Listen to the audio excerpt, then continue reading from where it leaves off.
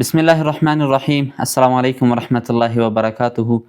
د حریت خواله رسنیو قدرمنو څارونکو او د حریت راډیو درنو عزتمند اوریدونکو تمه ده چې ټول به روغ او جوړ یاست، د صحت او عافیت جامې به پر تن ولرئ. قدرمنو اوریدونکو او لیدونکو، د سهار پیغام خپرونه را پیل شوه. کوربه مو زه اعظم الله باوري یم او له نیکه مرغه نن هم په خپرونه کې یوازې نه یم. قدرمن میلمه خوږ ژبی ترانه خان د ترنم بلبل را سره په خپرونه کې میلمه دی. حافظ مولوي صاحب بلال حقیار را سره په خپرونه کې دی. حقیار صاحب ستړي مه شئ، سهار مو نیکمرغه، په خیر راغلئ خپرونې ته. ډېره زیاته مننه باوري صاحب. زه هم په خپل وار سره د حریت راډیو ټولو درنو اوریدونکو ته سلامونه، نیکې هیلې، احترامات وړاندې کوم. امید لرم چې د صحت او عافیت مجامو به سمبال وي. مننه. ډېره زیاته مننه چې خپرونې ته راغلی.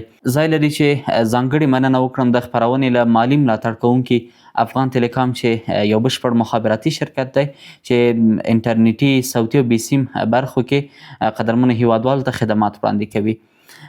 حقیار صاحب په لومړیو کې که ځان په لنډو کې راوپېژنئ. حقیار صاحب څوک دی؟ چېرته زیږېدلی دی او ماشومتوب یې چېرته تېر شوی دی؟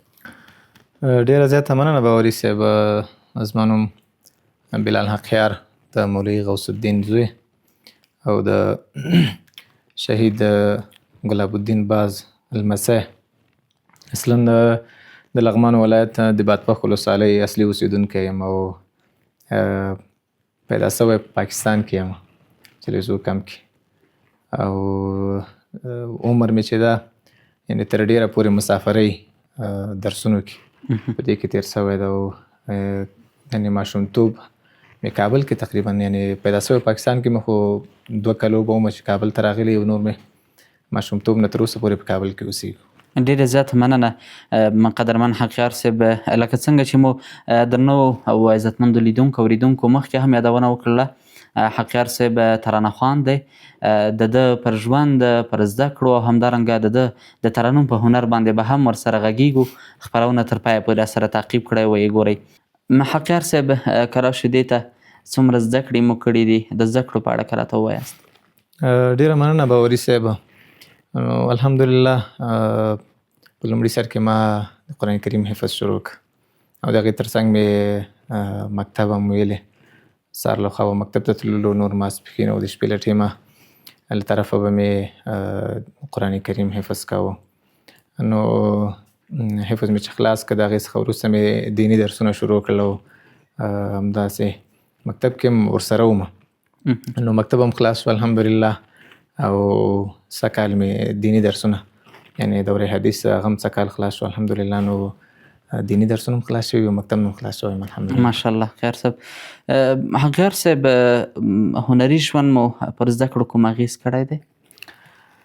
نو زموږ تاسې په ټولنه کې دا یو عرف جوړ شوی دی چې شاعران چې وي یا نطخوانان عموما دا یو خبره ورته کېږي، وایي چې فرض مثال یو نطخوان وایي ته که ترانه خواني شروع کړې نو بیا درسونه مخته نشي بوتللی. خو اما الحمدلله زما د ترانو ډېر وخت کېږي، 10 کلونه تقریبا زیات وخت کېږي چې ترانې وایم. هغه د حفظ دوران کې مې هم ځینې وخت ترانې ویلې، وخت نا وخته په دې غونډو کې یا داسې بنډارونه به وو. خو الحمدلله زما په ژوند دی او د زده کړو په هغې کې منفي تاثیر نه خو مثبت تاثیر انشاءالله کړی. ډېره زیاته مننه. هر څوک په ژوند کې یو داسې شخصیت لري چې له هغه څخه متاثره شوی اوسیږي. ستاسو په ژوند کې کوم استادان یا شخصیتونه دي چې ستاسو په فکر او هنر باندې اغېز کړی وي او تاسو ورڅخه متاثره یاست؟ نو داسې خو ډېر اشخاص دي، یعنې که نومونه یې اخلو وخت به ډېر ونیسي. او په اوس وختو کې هم ځینې اشخاص شته ده چې ځینې هغوی هم شهیدان شوي دي او ځینې ژوندي دي. هغه کسان چې ژوندي دي الله تعالی دې ژوندي لري او زموږ لپاره یو ښه نمونه ده د هغوی. د ترنم او دغه د هنر په برخه کې له چا څخه ډېر اغېزمن یاست؟ نو د ترنم برخه کې هم شته دي ځینې کشران شاعران او نعتخوانان هم شته ده. حقیار صاحب د ترانه‌خوانۍ سره ستاسو مینه کله او څنګه پیدا شوله؟ یعنې په کوم عمر کې وایي چې ترانه‌خوانۍ سره مینه پیدا شوله؟ اوس چې هم درته ګورم له عمر څخه زیات نه برېښئ. بالکل باوري صاحب نو ما خو وختي هم چې ویلې چې حفظ دوران تقریبا یعنې 10 یا 11 کلونو به ومه، دغه شاوخوا عمر به و. نو ترانې مې اورېدلې او خپل به مې ځان سره وخت ناوخته بدرګه کولې. ځینې عربي ترانې مې وې او فارسي او پښتو. خو هغه وخت نه مې یعنې تقریبا 10-11 کاله عمر به مې و چې ما ترانو سره شوق پیدا شوی د هماغه رئیس نه یې وایم اوس هم اوس پورې لګیا وخت ناوخت ترانې وایم. حقیار صاحب درنو قدرمن اوریدونکي او لیدونکي به هم ستاسو مینوال به په تمه وي چې له تاسو څخه ترانه هم واوري. که خوښه مو وي یو ترانه به راته زمزمه کړئ. انشاءالله سمه. نړۍ د جهالت په تورتمونو کې پرته ده، ظلمونو تربګنیو وحشتونو کې پرته ده، ظلمونو تربګنیو وحشتونو کې پرته ده. نړۍ د جهالت په تورتمونو کې پرته ده، ظلمونو تربګنیو وحشتونو کې پرته ده، ظلمونو تربګنیو وحشتونو کې پرته ده. یو بل فرعون بیا د موسوي قام په خلاف کې،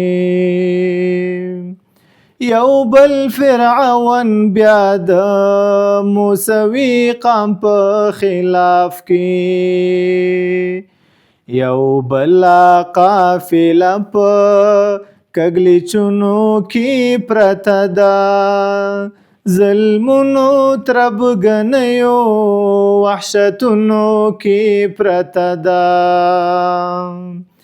نړۍ د جهالت په تورتمونو کې پرته ده، ظلمونو تربګنیو وحشتونو کې پرته ده. څومره بدرنګ شوی د اشرف المخلوقات، څومره بدرنګ شوی د اشرف المخلوقات،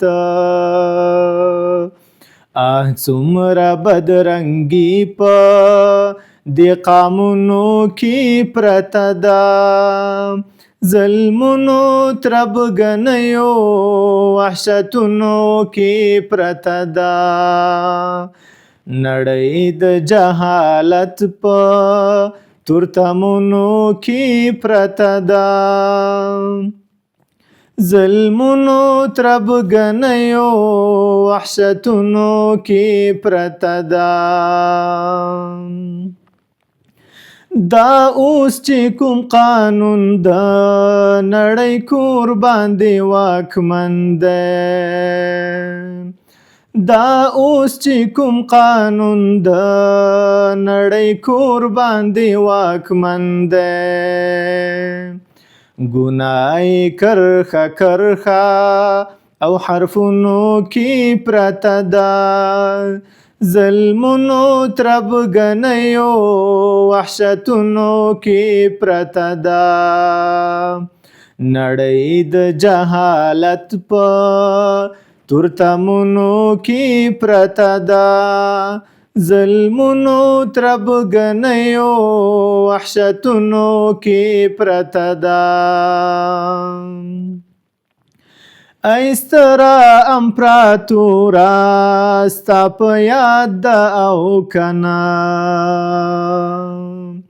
ای ستره امپراتوره ستا په یاد ده او کنه، کیسې مې د مجدونو تاریخونو کې پرته ده، ظلمونو تربګنیو وحشتونو کې پرته ده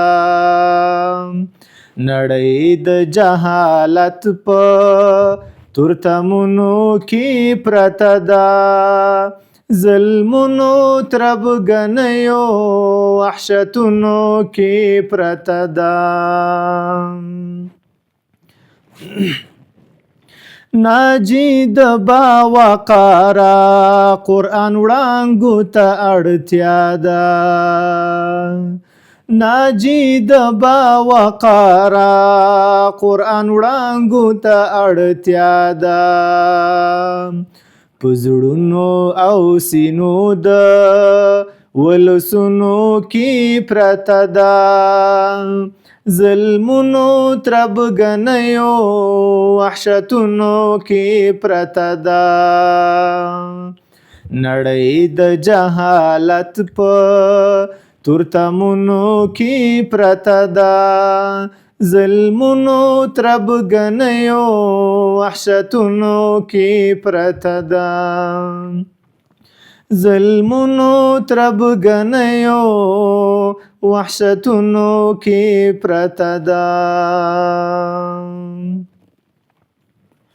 ډېره زیاته مننه قدرمن حقیار صاحب د اواز خواږه مو کم مشه ماشاءالله ښکلی ترنم مو راته وکړ هیله ده چې د قدرمنو اورېدونکو لیدونکو هم د خوښې وړ ګرځېدلی وي حقیار صاحب څوک یا کوم حالت تاسو دې ته وهڅولی چې ترانه خوان شئ نو باوري صاحب وختي چې ما ویلې ملګري تر ډېره پورې ځکه مجلسونو بنډارونو کې به کېناستلو نو مثلا به چې کېناستو ملګرو به ویلې او ترنم وکړه ترنم هم چې کوو نو ملګرو به ډېر تشویقولو یعنې موږ کې خو داسې خاص څه نشته خو ملګرو تشویق و دغه ځای ته یې را رسولي ستاسو د هنري سفر په پیل کې کومې ستونزې وې یا کوم خنډونه وو چې ستاسو د هنر په مخ کې خنډ شي باوري صاحب دا خبره وختي ما وکړله یعنې ځینې ملګري او دوستان هم پیدا کېدل چې هغې به دا ویلي چې دا شاعري او ترانهخواني چې د درسونو سره نه کېږي موږ به درسونه چې ویلې استادان به مو نو بیا به راته ویلې چې د حفظ سره یا د درسونو سره دا نه کېږي چې ترانې ورسره وایي نیمګړی پاتې کېږي ځکه ځینې کسان بیا راښودل په مثال کې به وړاندې کول چې دا پلانی پلانی دوی ترانو له وجې درسونه نه پاتې سوي دي خو الحمدلله درسونه پاتې نه سول او درسونه هم یو ځای ته رسولي دي او دغه برخې ته اوس هم لګیا یې کار کوو کومه ترانه مو تر ټولو بریالۍ او مشهوره ترانه ده نو ترانې خو به وي ځینې به وي خو هغه عموما که ووایو چې اورېدونکو مینهوالو ته معلومیږي خو د وروستیو کې د کتاب او د قلم په اړه یو ترانه مې ویلې وه او د نه وړاندې بیا د وطن په اړه وه چې هغه بیا خواله رسنیو کې یو څه مخته ولاړه و لیدونکي ډېر درلودل وختي ځینو ملګرو ویلې چې هغه ترانه که ته خپرونه کې ووایه خو هغه اورېدونکو ډېر اورېدلې وه سړی باید نوی انتخاب وکړي ځکه هم دا شعر هم انتخاب کړه تاسو د ترانې د انتخاب لپاره کوم معیارونه په پام کې نیسئ نو باید په ترانه کې معیارونه وي او ښه معیارونه باید دې لپاره وټاکل سي هغه دا چې تر ډېره پورې مخکې چې د امارت د فتحې نه مخته چې هغه ما یو څو شعرونه ویلي وو هغه د سولې په اړه و یا د وطن ځینې مشکلاتو د جنګونو په اړه و خو اوس الحمدلله چې امن ده امنیت ده نو په اوس وختو کې هغه تر ډېره پورې د کتاب او د قلم او د تعلیمي هغه لپاره زما شعرونه دي او دا خوند هم راکوي چې دغه برخې ته خلک تشویق کړمه معیار مې دا ده چې او بل دا چې د ولس چې کوم مشکلات او په ټوله کې د اسلامي امت چې کوم مشکلات هغه په شعر کې کوم شعر کې رانغښتل شوي وي هغه زما د شعر معیار ده هغه زه په ترانو کې انتخابوم ډېره زیاته مننه حقیار صاحب خپله هم شاعري کوئ او که د بل شاعر شعر انتخاب کوئ نه متاسفانه باید ووایم چې خپله مې شاعري تر اوسه نه ده کړې او دا هنر متاسفانه په ما کې نشته د استعداد او ترانې وایم خالص ترانې وایم خو دا وخته ترنمونه کوم حقیار صاحب ستاسو په نظر یو ښه ترانهخوان باید کومې ځانګړنې ولري